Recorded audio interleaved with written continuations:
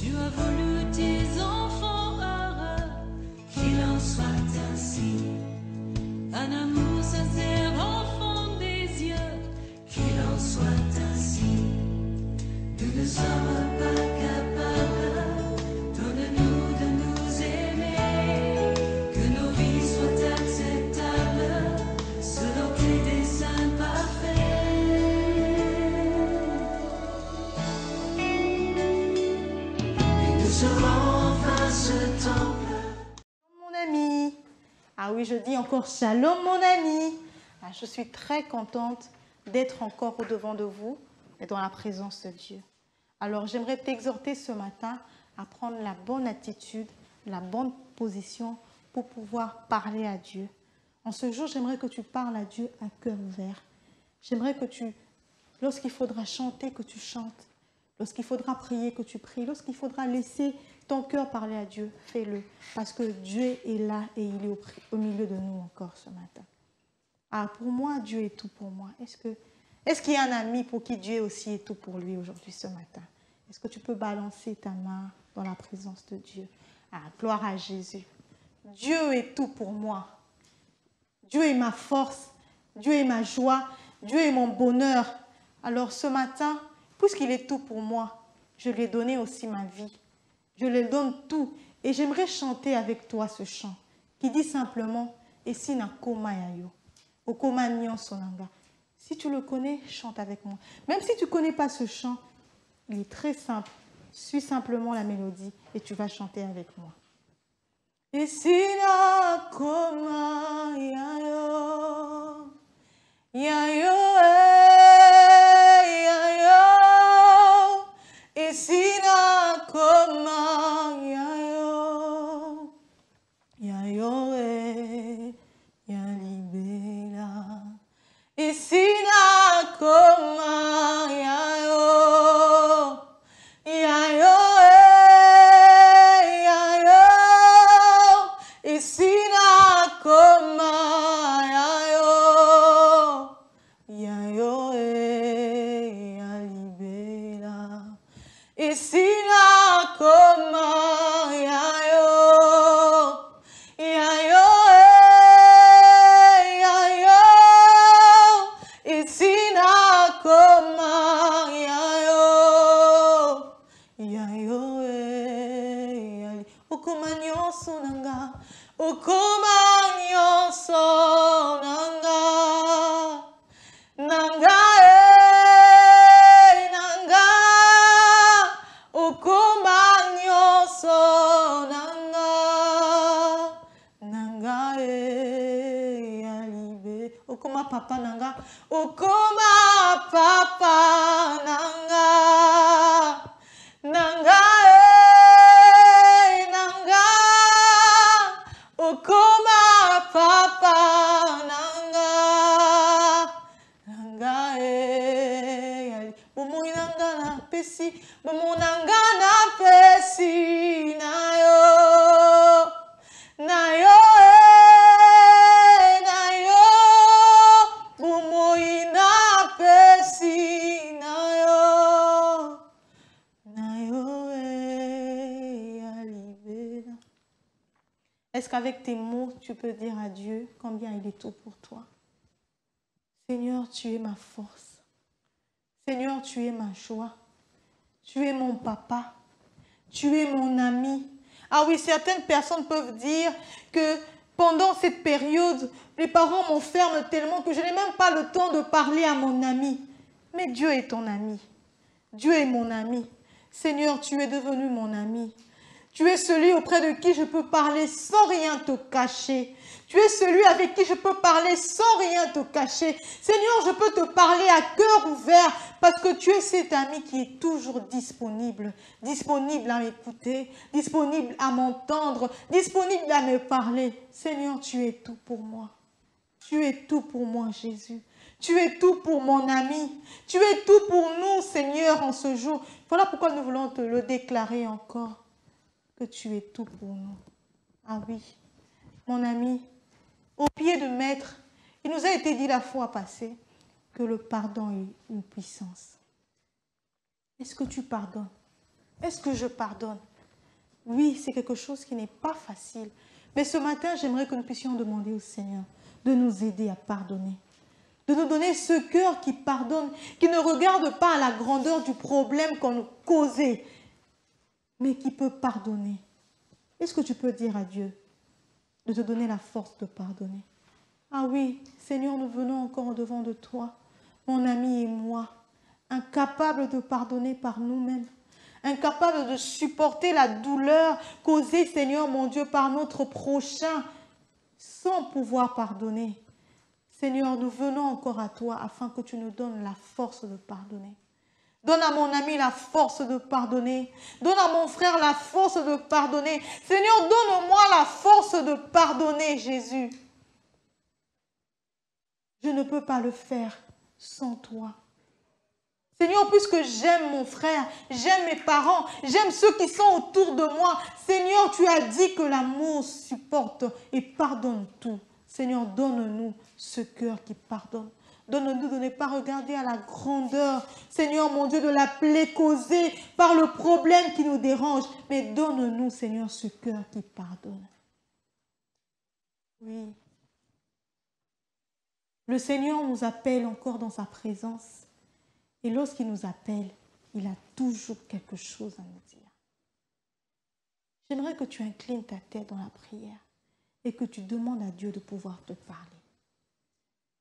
Il a une parole pour toi, il a une parole pour moi. Demande au Seigneur de préparer ton cœur à pouvoir recevoir cette parole qui t'est destinée ce matin. Prie. Ah oui, Seigneur, une fois de plus encore, nous sommes là dans ta présence. Seigneur, ce n'est pas pour rien que tu nous appelles et que tu nous mets ensemble. Seigneur, lorsque tu nous mets ensemble, c'est parce que tu as quelque chose à nous dire.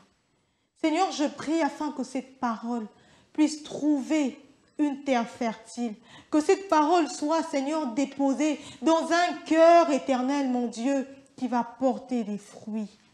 Seigneur, donne-nous, Seigneur, mon Dieu, encore à entendre une leçon de toi au pied du Maître.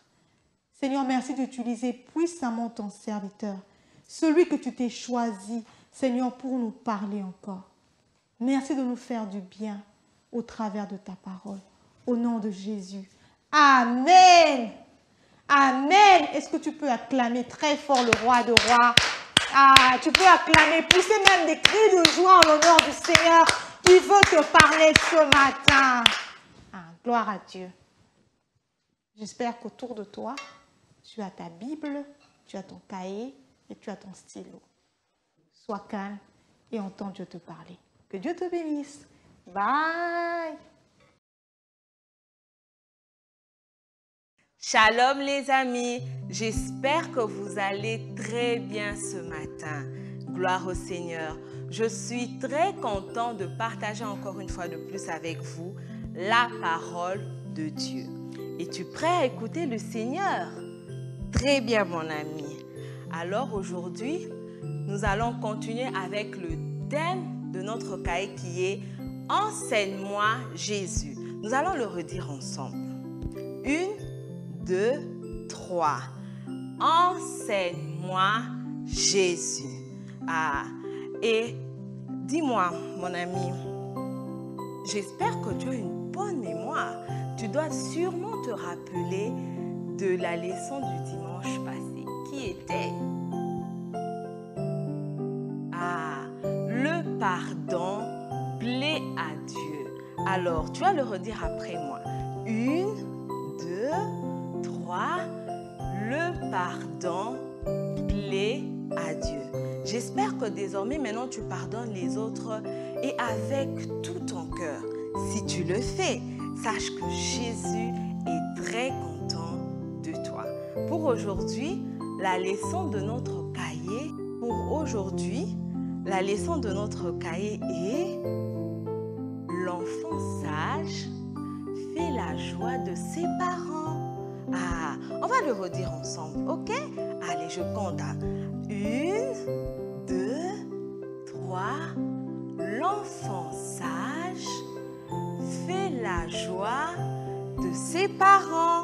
Très bien. Nous tirons notre histoire de la Bible et dans le livre de Ruth. Il était une fois dans une ville appelée Bethléem, dans le pays d'Israël, une femme appelée Naomi qui vivait heureuse avec son mari et ses 2 garçons. Puis à un moment, la situation était devenue difficile là à Bethléem. Il n'y avait plus de nourriture partout dans la ville. À cause de ça, Naomi et sa famille ont décidé de voyager pour aller dans un autre pays où il pouvait y avoir de la nourriture en abondance. Une fois arrivés là-bas, les 2 garçons de Naomi se sont mariés. Naomi a alors été dans la joie et dans le bonheur. Malheureusement, cela n'a pas duré longtemps et le malheur a encore de nouveau frappé Naomi. Son mari et ses 2 garçons sont morts et Naomi est restée seule avec la femme de l'un de ses garçons. Elle s'appelait Ruth. Ruth était donc devenue la seule fille de Naomi. Et Ruth aimait beaucoup Naomi comme sa propre maman. Mon ami, après la mort de son mari et de ses 2 garçons, Naomi et Ruth ont beaucoup souffert car la vie était redevenue très dure pour elles. Elles étaient donc malheureuses. C'est ainsi qu'un jour, Naomi a décidé de rentrer dans la ville avec sa fille Ruth. Souviens-toi, à Bethléem, là où il n'y avait plus de nourriture. Mais cette fois-ci, tout était redevenu normal. Il y avait de nouveau de la nourriture et tout le monde était content.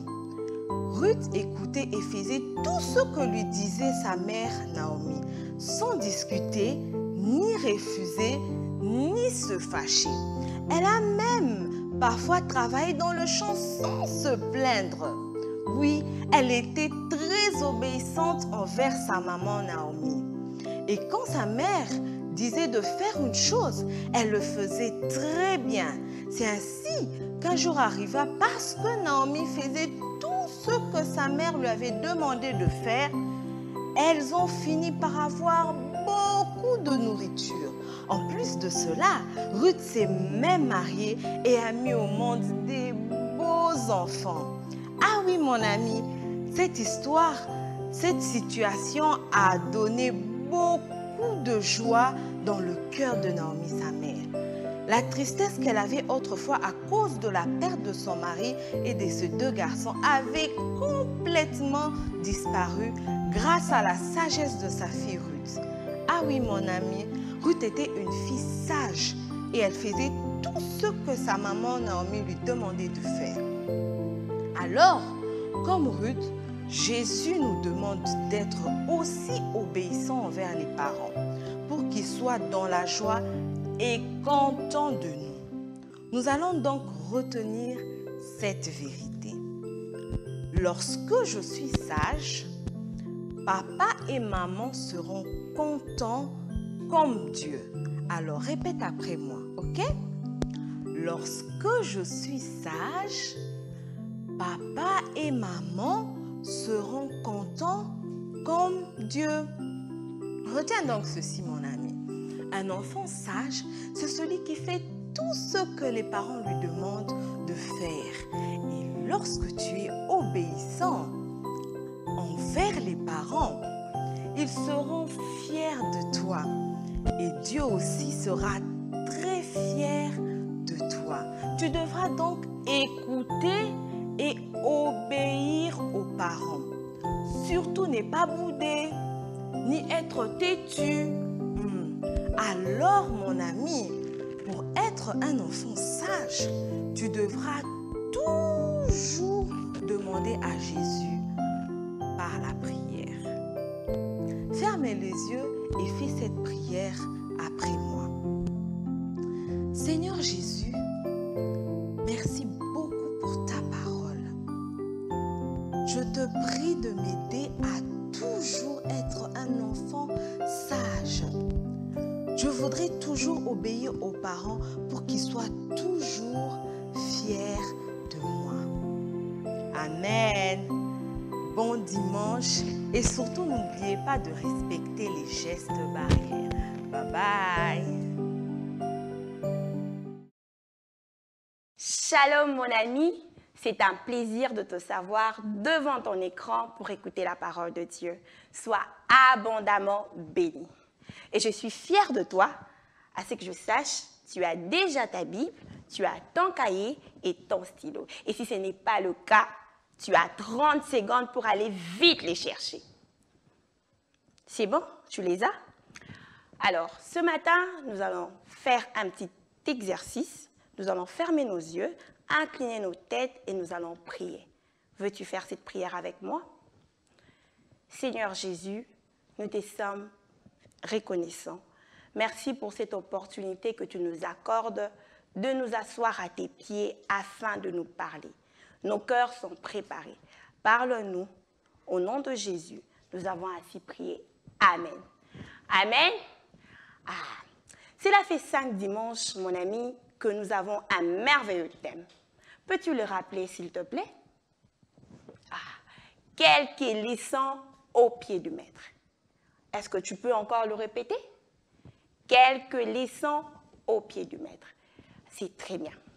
Alors, je sais que tu es un champion et tu es en mesure de me rappeler toutes les leçons déjà vues. Nous allons le faire ensemble.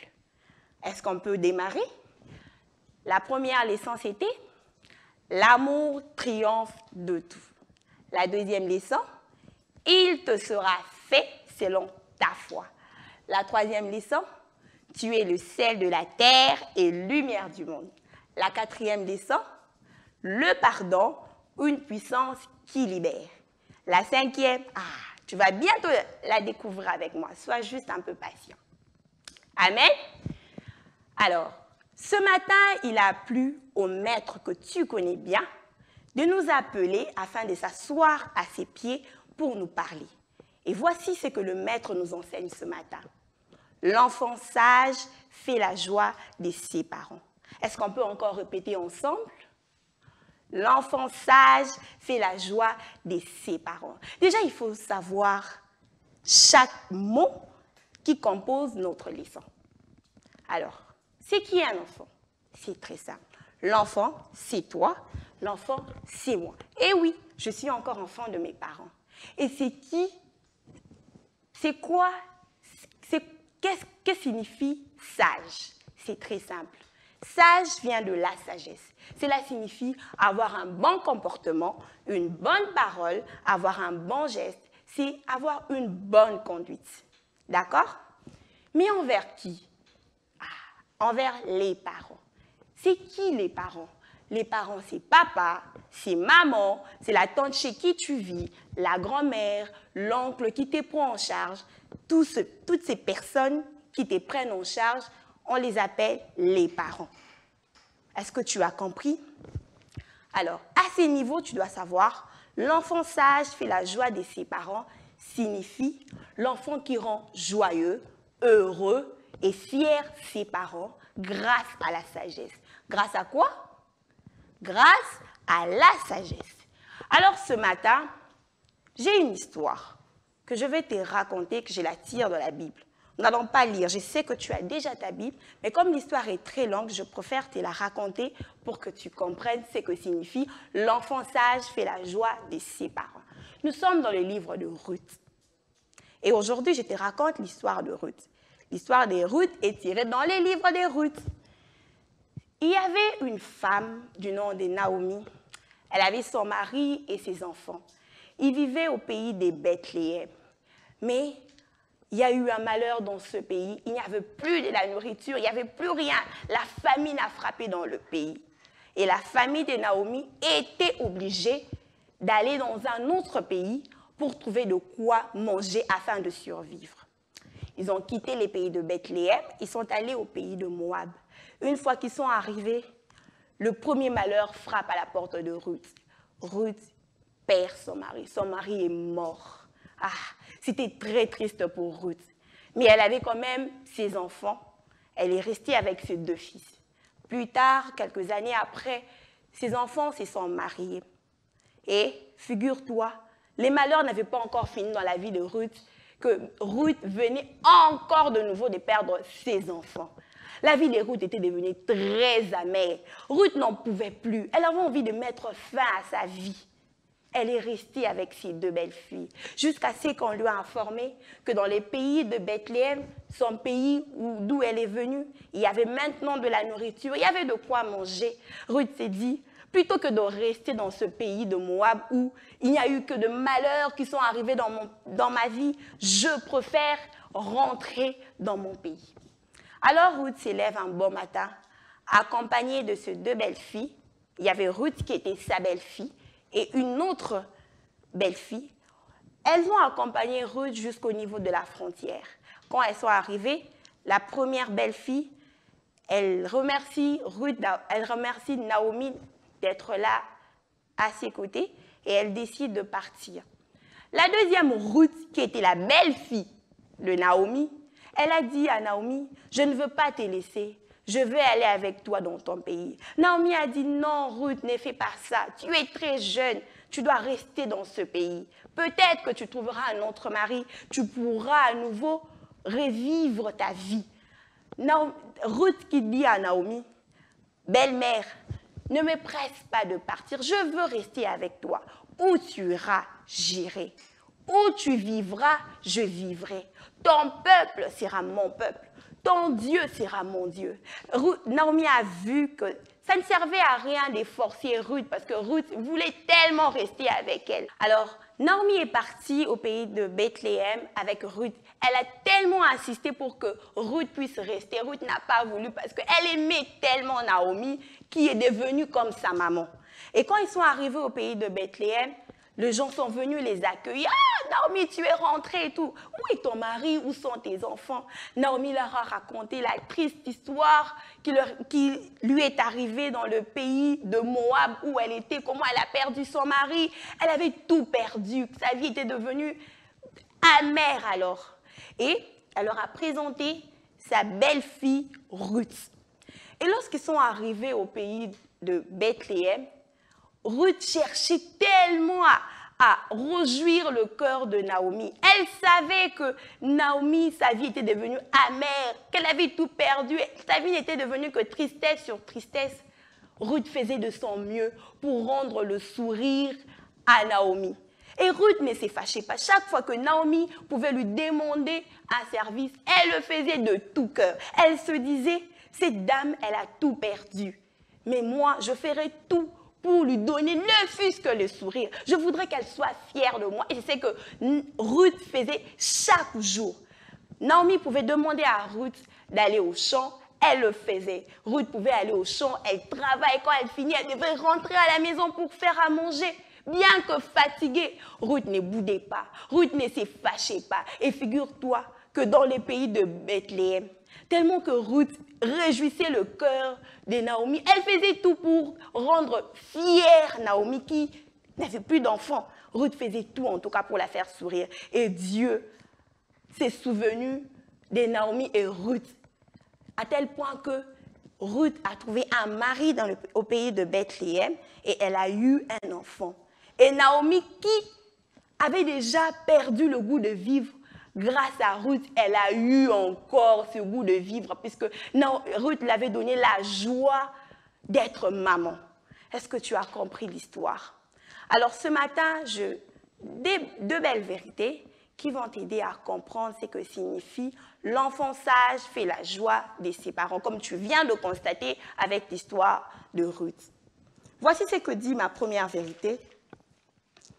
Rendre joyeux ses parents en étant sage réjouit aussi le cœur de Dieu. Est-ce qu'on peut répéter cette vérité? Rendre joyeux ses parents en étant sage réjouit aussi le cœur de Dieu. Est-ce que tu peux ouvrir ta Bible? Nous sommes dans les livres de Proverbes 15, le verset 20. Je voudrais la lire avec toi. Est-ce que tu as trouvé? Allons-y. Voici ce que Proverbe 15, le verset 20 dit. Un fils sage fait la joie de son père, et un homme insensé méprise sa mère. Je recommence encore. Un fils sage fait la joie de son père et un homme insensé méprise sa mère. Déjà avec la première vérité, quand je te dis que l'enfant rendre joyeux ses parents en étant sage réjouit aussi le cœur de Dieu. Cela signifie rendre joyeux, fier ses parents dans tout ce que tu fais. Tu sais, il y a plusieurs manières de rendre joyeux, heureux ses parents. En faisant des bonnes notes à l'école, en étant un enfant obéissant, un enfant sage, un enfant qui écoute les conseils de ses parents. C'est par là que tu peux rendre joyeux, fier tes parents. Tu sais, Ruth, elle faisait tout ce que Naomi lui disait. Elle ne boudait pas, elle ne se fâchait pas, elle ne renfrognait même pas son visage chaque fois que Naomi pouvait lui demander quelque chose. Ruth les faisait de tout cœur. Et tu sais, puisque tu es un enfant de Dieu, tu connais la parole de Dieu. Te souviens-tu de l'histoire de Jésus? Jésus, il était un enfant. Et quand il était un enfant sage, obéissant. Tout ce que Jésus faisait, cela rendait fier ses parents, à tel point que même les gens du village d'où Jésus vivait pouvaient demander à qui est cet enfant, parce que Jésus faisait tellement des bonnes choses que le cœur de ses parents était dans la joie. Et c'est ce que je veux que tu fasses dès aujourd'hui, puisque tu as écouté la parole du Maître. Tu dois rendre joyeux tes parents dans tout ce que tu fais. Ça ne veut pas dire seulement que à l'école, tu dois réjouir les parents. Tu sais maintenant, nous sommes à la maison, les écoles sont fermées. Profite de cette occasion pour encore rendre joyeux tes parents. Tu ne dois pas toujours attendre qu'on te demande de faire un service. Tu dois être un enfant serviable comme Jésus, comme Ruth aussi. Ne boude pas quand on te demande de faire un service. Ne boude pas pour faire quelque chose pour ta maman, pour ton papa, pour ta tante, pour toutes les personnes avec qui tu vis. D'accord, mon ami? Alors, ce matin, nous allons encore lire la deuxième vérité que le Maître te propose. Écoute ce que la deuxième vérité te dit. La sagesse s'obtient au pied de Dieu par la prière et l'obéissance à sa parole. Je recommence avec toi puisque tu écris. La sagesse s'obtient au pied de Dieu par la prière et l'obéissance à sa parole. Alors, nous allons lire les livres de Jacques, le chapitre 1er, les versets 5. J'attends que tu trouves. C'est bon? Voici ce que Jacques, les chapitres 1er, à partir du verset 5, voici ce que la Bible nous dit. Si quelqu'un d'entre vous manque de sagesse, qu'il la demande à Dieu, qui donne à tous simplement et sans reproche, et elle lui sera donnée. Je recommence. Si quelqu'un d'entre vous manque de sagesse, qu'il la demande à Dieu, qui donne à tous simplement et sans reproche, et elle lui sera donnée. Est-ce que tu as suivi ce que le livre de Jacques te dit ce matin? La sagesse, il faut la demander. Et tu sais, il y a un roi dans la Bible du nom de Salomon.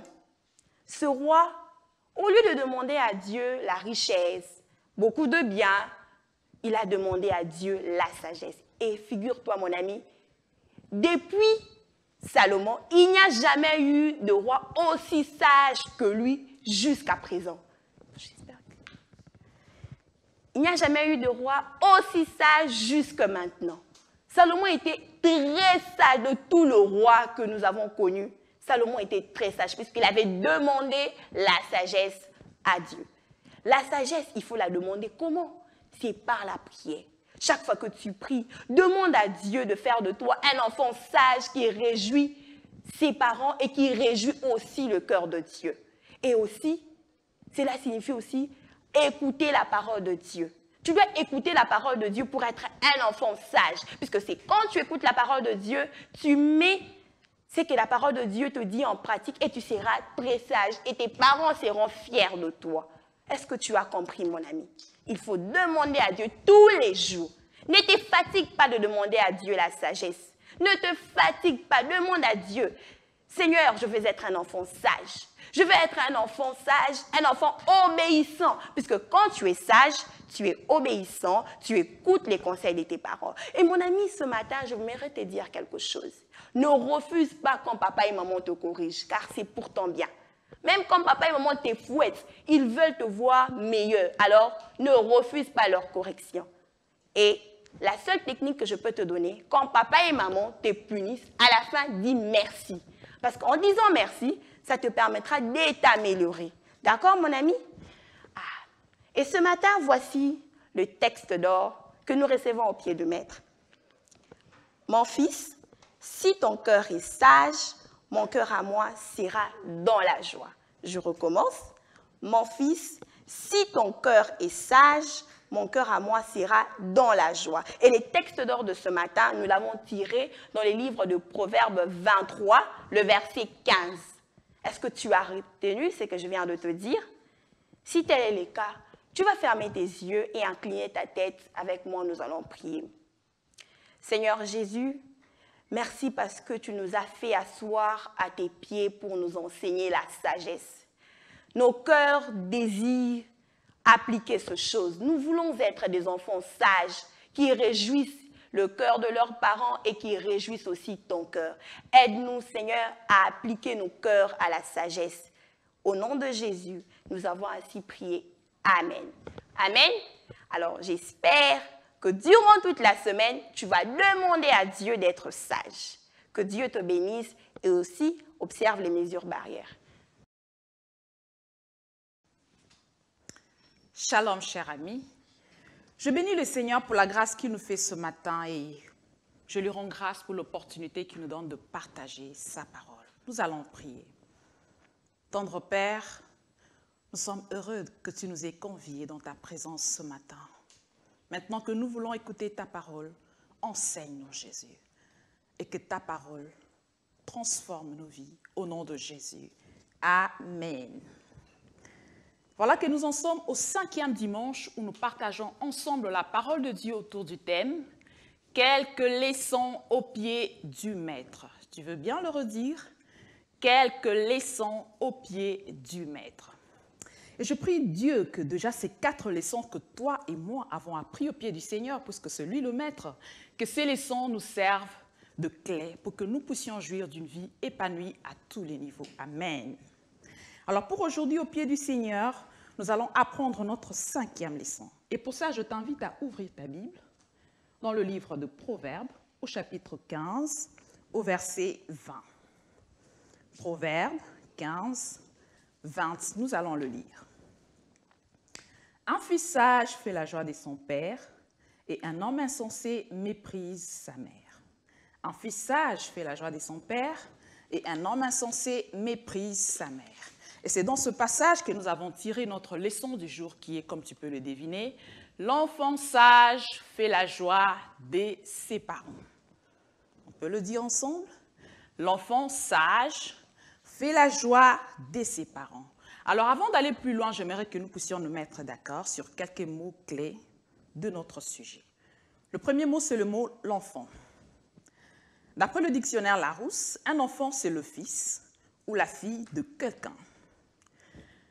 Je sais que quand on a déjà pris l'âge, un peu comme toi, et que surtout si tu as pris un peu de hauteur et de taille, et encore plus s'il y a un peu de moustaches qui sont déjà sur ton visage, on n'aime pas beaucoup qu'on nous appelle enfants, nous les yayas.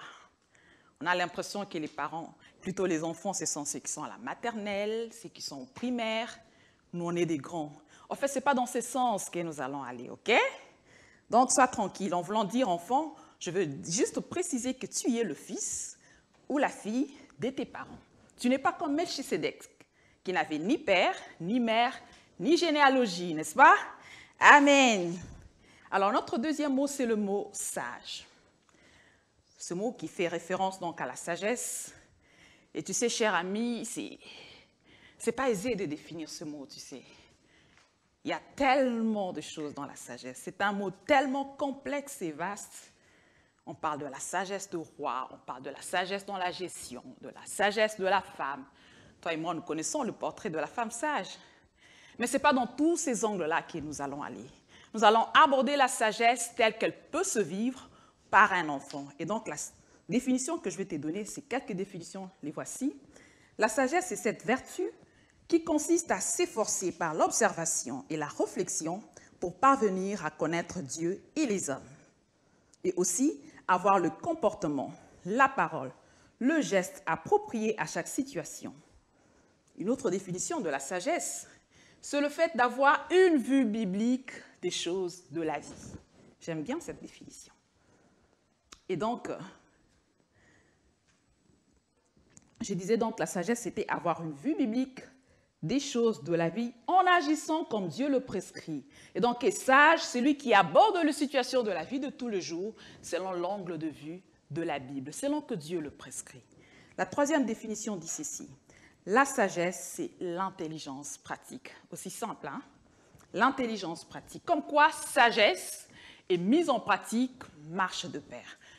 Il y a beaucoup de choses que tu connais, n'est-ce pas? Mais la sagesse consiste à mettre ces choses en pratique.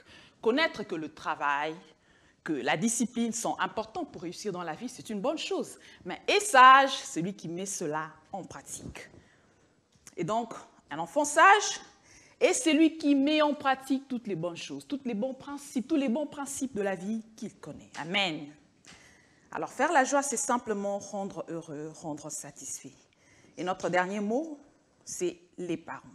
Et là, je nous suggère deux définitions. Ce sont les géniteurs, ces personnes, je précise, hommes et femmes, par qui nous sommes venus au monde. De deux, ce sont les tuteurs, en général. C'est-à-dire toute personne qui assure ta responsabilité, toute personne qui te prend en charge. Donc, nous comprenons par là que le parent n'est pas forcément le père et la mère biologique. Sinon, un orphelin se dirait « Ouf, je suis dispensé de cette leçon. » Non. Elle te concerne aussi parce que tant que tu es sous la responsabilité d'une personne, eh bien, cette personne est à prendre comme étant ton parent. Prenons l'exemple d'Esther. La Bible dit qu'elle a grandi auprès de Mardoché. Et quand tu lis dans Esther 2 au verset 7, la Bible dit que c'est Mardoché qui élevait Esther. Et Esther avait pour Mardoché tous les égards qu'on donne à un père. N'est-ce pas? Pareil pour Ruth. Ruth a grandi auprès de Naomi, qui était sa belle-mère. Mais elle avait pour elle toute la considération qu'on donne à une mère. Et la Bible dit d'elle quelque chose que je trouve tellement extraordinaire. C'est dans Ruth 4, verset 15. Qu'est-ce que la Bible dit? Que Ruth valait pour Naomi mieux que 7 fils. Tu peux t'en rendre compte? Alors que c'était sa belle-fille. Donc, tout celui qui t'élève, tout celui chez qui tu restes, ça peut être ta tante, ça peut être ton cousin, ça peut être ton grand frère. Cette personne, tant que c'est elle qui te lève, elle est à considérer comme étant le parent. Alors, cette introduction a été peut-être longue, mais j'estimais ça quand même assez important parce que cela va nous servir et pour cette leçon d'aujourd'hui et aussi pour la leçon de dimanche prochain.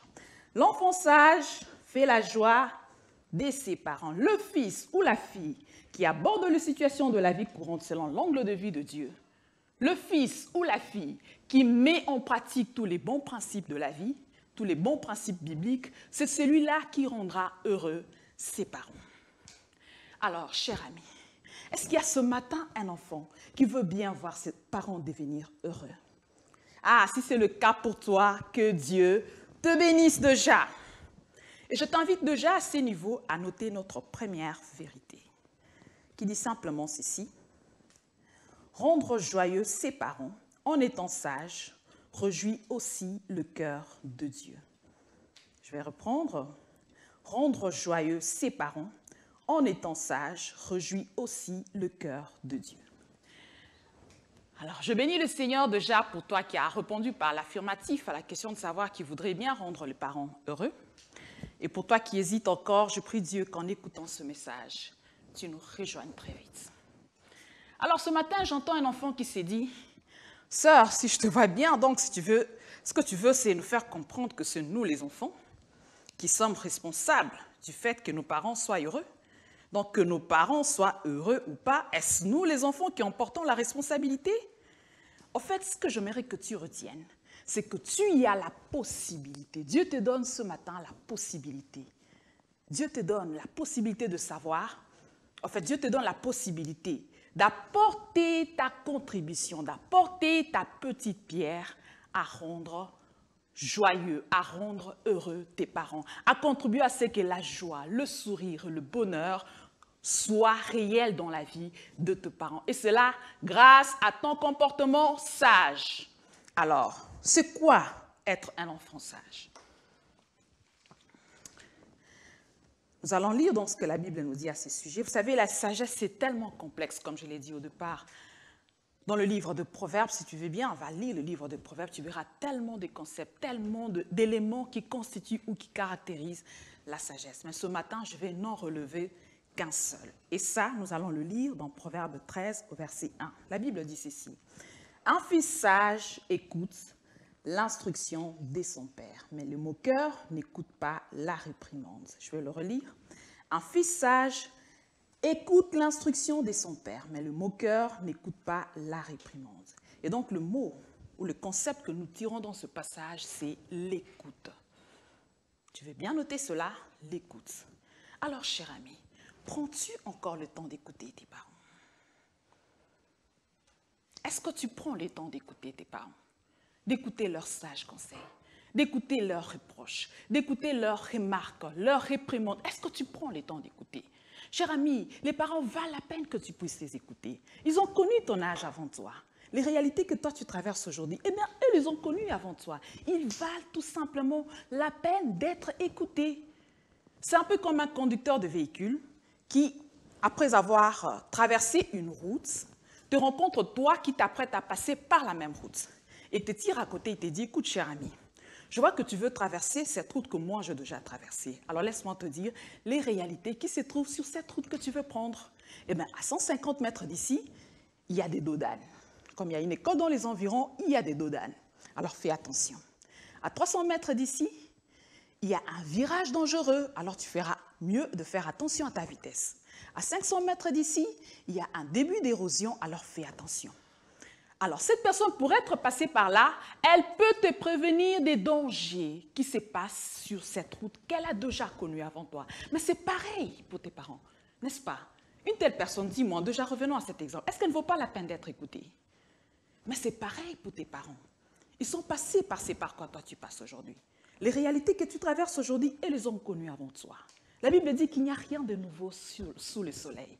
Ils ont connu ces mêmes choses. Ils peuvent te dire, mon fils, fais gaffe à cet âge. Ma fille, fais attention à la façon dont tu te comportes. Mon fils, attention à ce langage. Ma fille, attention à cet accoutrement. Ils peuvent bien te prévenir des dangers qui se trouvent sur le chemin de la vie parce qu'ils sont passés par là avant toi. Alors, ils valent la peine d'être écoutés. Et écouter les parents, c'est juste faire preuve de sagesse. Prenons exemple sur Ruth que nous avons évoqué au début. Qu'est-ce que la Bible dit d'elle? Dans Ruth 3, de 1 à 5, nous voyons Naomi, sa mère, qui lui donne des conseils, qui lui donne des instructions précises sur comment Ruth devait se comporter. Et j'aime la réponse de Ruth. J'aimerais que nous puissions lire cela. C'est dans Ruth, toujours 3, au verset 5. Qu'est-ce que Ruth dit? Elle lui répondit, « Je ferai tout ce que tu y as dit. » Justement, un enfant sage, c'est celui qui peut écouter les conseils de ses parents et comme Ruth dire, papa, je ferai tout ce que tu as dit. Maman, tu m'as demandé d'être une fille propre, une fille disciplinée, une fille respectueuse, une fille polie, une fille responsable. Eh bien, je ferai tout ce que tu as dit, maman. Papa, tu m'as demandé d'être un garçon responsable, un garçon, je ne sais pas moi, propre, un garçon qui peut te rapporter à la fin de l'année un bulletin avec une mention distinction. Eh bien, je ferai tout ce que tu as dit, papa. Alors, j'aimerais qu'avant d'aller plus loin, qu'on prenne un peu le temps de réfléchir à ce que papa et maman nous demandent souvent. Qu'est-ce que maman te demande souvent de faire? Qu'est-ce que papa te donne souvent comme conseil? Ah, cher ami, j'aimerais que tu identifies au moins 5 choses sur lesquelles le parent revient souvent quand il te parle. Identifie-en au moins 5. Ah, tu fais bien dénoter déjà ces choses. Écris ces 5 choses que les parents te demandent si souvent de faire. Écris ça. Et j'aimerais que tu te fixes cela comme objectif. Et comme Ruth, prends le temps de réagir comme Ruth en disant « Je ferai ce que papa et maman m'ont demandé de faire. » Et je peux te le dire à coup sûr que si tu le fais, tu feras la joie de tes parents. Amen. Vous savez, pour revenir à l'histoire de Ruth, pour revenir plutôt au texte de Ruth, Naomi avait traversé des moments tellement difficiles dans sa vie. Naomi avait perdu son mari, ses 2 enfants, et elle s'était retrouvée veuve dans ce pays où elle avait hébergé avec sa famille. Vous connaissez l'histoire, allez le lire dans le livre de Ruth. Au point que lorsqu'elle a décidé enfin de retourner à Bethléem après avoir tout perdu, à Moab, la Bible dit que ses consoeurs sont venues l'accueillir en disant « Voilà, Naomi, notre sœur est revenue. » Et qu'est-ce qu'elle leur a dit? « Ne m'appelez pas Naomi. » Naomi veut dire gracieuse. « Appelez-moi Mara parce que mon cœur est rempli d'amertume. » Cher ami, je ne sais pas dans quel état émotionnel tes parents se retrouvent aujourd'hui. Mais laisse-moi te dire que la situation de la vie, la crise par laquelle le monde traverse aujourd'hui, les temps difficiles de la fin déjà tels que nous les vivons, toutes ces choses exercent tellement de pression, tellement de stress sur le... Déjà, c'est tout le monde qui en pâtit, mais les parents, c'est encore beaucoup plus dur pour eux parce qu'ils portent la responsabilité de toute la famille. Cher ami, tu n'as parfois pas aucune idée de ce par quoi tes parents passent pour t'apporter ce repas que tu as chaque jour. Tu n'as parfois aucune idée de toutes les pressions qu'ils subissent au milieu de leur travail, dans la vie, à cause de tout ce qu'il y a comme difficulté du temps présent. Tu n'as aucune idée de ce par quoi ils passent pour essayer de nouer ne fût-ce que le debout du mois. Il y a tellement de pressions, il y a tellement d'injustices dans le monde, il y a tellement de difficultés que très facilement le stress et l'angoisse gagnent les cœurs des parents. Alors ce matin, je sais que la source de la joie parfaite, c'est Dieu. Mais justement, puisque Dieu passe par les hommes pour agir, ce matin, il t'a choisi toi, pour que tu sois ce canal par lequel Dieu va apporter un peu plus de joie dans le cœur des parents qui sont tellement chargés par la dureté et le poids de la vie. Est-ce que tu veux bien être ce canal? Est-ce que tu veux bien être celui par qui Dieu va passer pour restaurer la joie dans le cœur d'un parent? La Bible dit ceci dans Proverbe 17 au verset 22. Un cœur joyeux est un bon remède, mais un esprit abattu dessèche les eaux. Que des parents aujourd'hui se retrouvent dans une situation où les eaux sont pratiquement desséchées à cause de la dureté de la vie, à cause des complications autour. Il y en a même qui auraient bien voulu démissionner de leur travail, mais c'est dit, si je laisse ce travail, même si j'ai subi des humiliations à ce travail, mais si je le laisse aujourd'hui, si je démissionne aujourd'hui, comment je veux faire pour payer les études de mes enfants? Alors aujourd'hui, le Seigneur compte sur toi. Aujourd'hui, le Seigneur veut que tu sois ce canal par lequel il va apporter un peu de joie, un peu de sourire, un peu de bonheur dans le cœur tout attristé d'un parent. Et cela grâce à ton comportement sage. Et c'est là, lorsque tu seras cet enfant qui sait écouter les parents et obéir à ce que les parents te disent. Amen. Alors peut-être que tu te dis, sœur, tu me demandes à moi de faire la joie de mes parents, c'est que tu ne connais pas mes parents. Parce que si tu connaissais mes parents, je ne pense pas que tu allais me demander de faire ça. Mes parents, les miens à moi là, non pas eux. Peut-être les parents des autres, mais mes parents. Je vais te donner l'exemple de quelqu'un dans la Bible. Il s'agit de Noé et ses fils. Qu'est-ce que la Bible dit de lui? Ça s'est passé après le déluge, ça s'est passé après que Noé soit sorti de cette arche de Noé que tu connais. La Bible dit plus tard après, il a planté une vigne, il en a retiré les raisins, il a fait tellement de fruits, il a fait du vin, il a bu et il s'est enivré. Et qu'est-ce que la Bible dit? Qu'il est allé s'allonger dans sa maison sans vêtements. Cham, son fils aîné, est entré dans la maison et a trouvé son père dans cet état-là, sans vêtements. Et qu'est-ce que la Bible dit? Qu'il est sorti le crier dehors, sans le moindre respect, avec un ton tout à fait sarcastique. Et qu'est-ce que la Bible dit de lui? Il a été maudit. Mais son frère, par contre, Sem et Japheth, ses deux frères, ils ont agi d'une façon sage. La Bible dit qu'ils ont pris une étoffe de vêtements, ils ont marché à reculons, ils ont couvert leurs parents. Ils se sont dit, c'est vrai que papa a peut-être commis une faute, c'est vrai que ce que papa a fait n'est pas bien, c'est vrai que ce que papa a fait n'est peut-être pas appréciable, mais il reste pour autant notre papa et nous devons le respecter quoi qu'il en soit. Et c'est ce que je te prie ce matin de faire.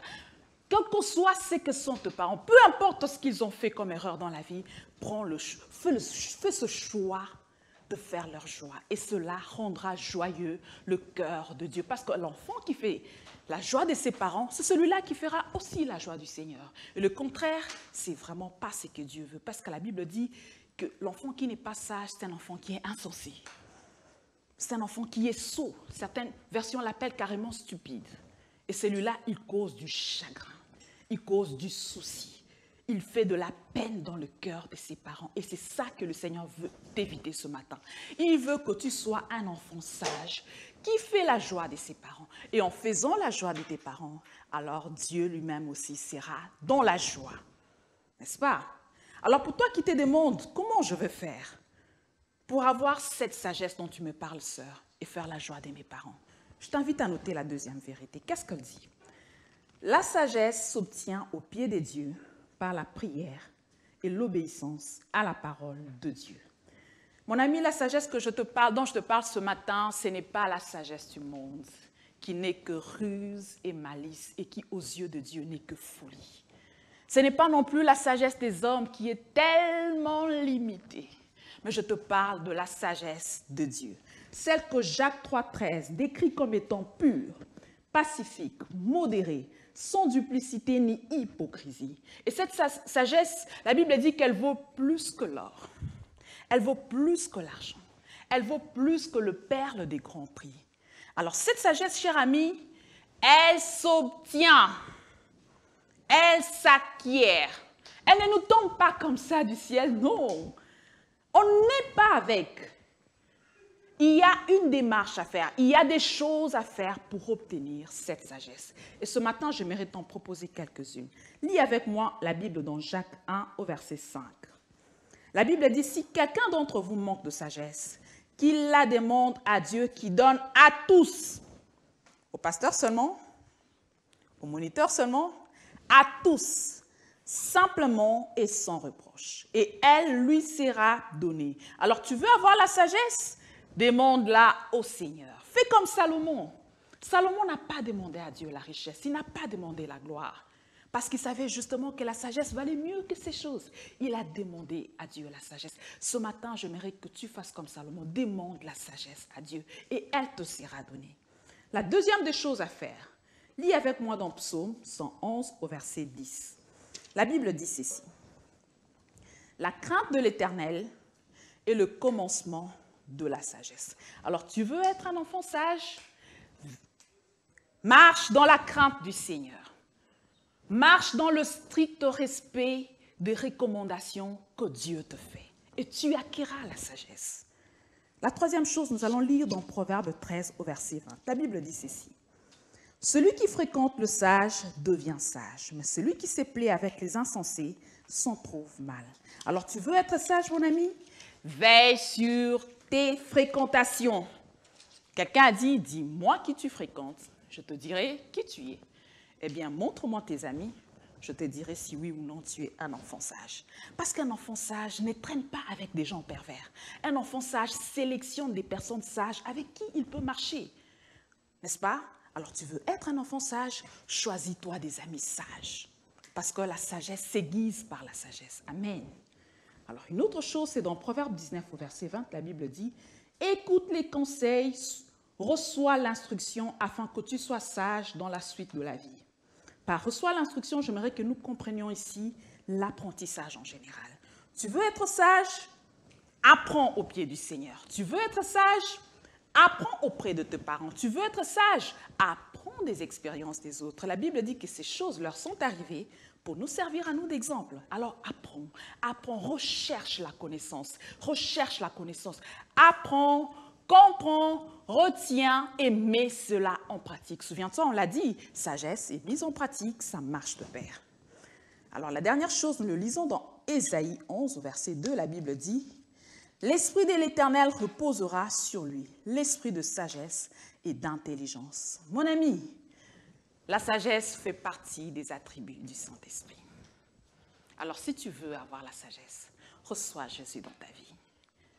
Reçois-le comme ton Seigneur. Alors, lui-même, par son esprit qui vit en toi, pourra te donner d'être un enfant sage qui fait la joie de ses parents. Et lorsque tu seras cet enfant sage qui fait la joie de tes parents, tu feras aussi la joie du Seigneur. Et la joie du Seigneur sera ta force pour la vie. Alors, en dernière chose que j'aimerais que tu retiennes, c'est ceci. Peut-être que tu te dis, maman, ok, tu m'as dit que si je suis un enfant sage, ça fera la joie de mes parents. Donc, mes parents en gagnent, ok. Dieu sera content, ok. Dieu gagne, ok. Et moi-même dans tout ça, qu'est-ce que je gagne à être sage? Alors j'aimerais que tu retiennes ceci et cela pour toute ta vie. On ne peut pas faire la joie de Dieu et en être perdant dans la vie. Non, jamais. Tu ne peux pas réjouir le cœur de Dieu et en être perdant dans la vie. Il y a de bénéfices qui s'attachent au fait d'obéir à Dieu. Il y a de bénéfices qui s'attachent à l'obéissance aux prescriptions de Dieu. Déjà, la sagesse elle-même, lorsque tu la reçois, elle vit. En fait, il y a des avantages qui s'attachent au fait déjà d'être simplement sage.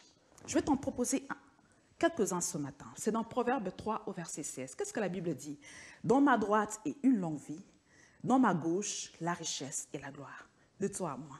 Tu n'aimerais pas voir ces choses? Elles sont intéressantes, n'est-ce pas? Tu gagnes à être sage. Tu ne seras jamais perdant si tu étais un enfant sage. Tes parents seront heureux, certes. Dieu sera content, c'est vrai, mais toi-même, tu seras le plus grand bénéficiaire du comportement sage que tu auras affiché. Alors, sois un enfant sage. Fais la joie de tes parents. Sois un enfant sage. Tu feras la joie du Seigneur et la joie du Seigneur sera ta force pour toute la vie.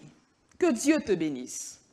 Alors, nous allons clôturer avec notre texte d'or, qui est dans Proverbe 23 au verset 15. Proverbe 23 au verset 15. Alors, ce proverbe décrit simplement l'ardent désir de tout parent. Et vois dans ce proverbe ton père qui te parle, ta mère qui te parle, et mieux, Dieu qui te parle et qui te dit, mon fils, si ton cœur est sage, mon cœur à moi sera dans la joie.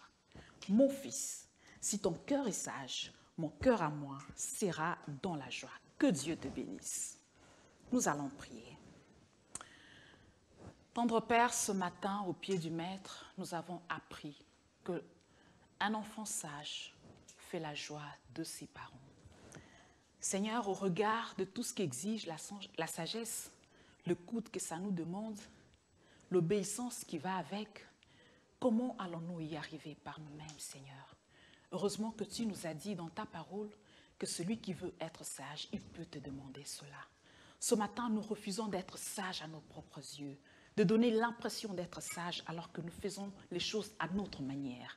Nous voulons faire les choses selon l'angle de vue de la Bible. Nous voulons faire les choses selon que c'est toi qui nous prescris cela. Seigneur, nous voulons la sagesse de Dieu, celle qui est pure, celle dont toi seul est la source. Voilà pourquoi nous venons te la demander simplement, comme tu l'as dit. Donne-nous d'être des enfants sages. Donne-nous d'être de ceux qui font la joie de leurs parents, de ceux qui travaillent de jour et de nuit à ce que leurs parents soient heureux, à ce que leurs parents soient comblés de joie et de bonheur. Par nous-mêmes, nous ne pourrons peut-être pas y arriver, mais je sais qu'avec l'aide du Saint-Esprit, nous allons y arriver. Voilà pourquoi nous te prions que tu nous aides, Seigneur. Je te prie, Père, que tu bénisses chaque famille.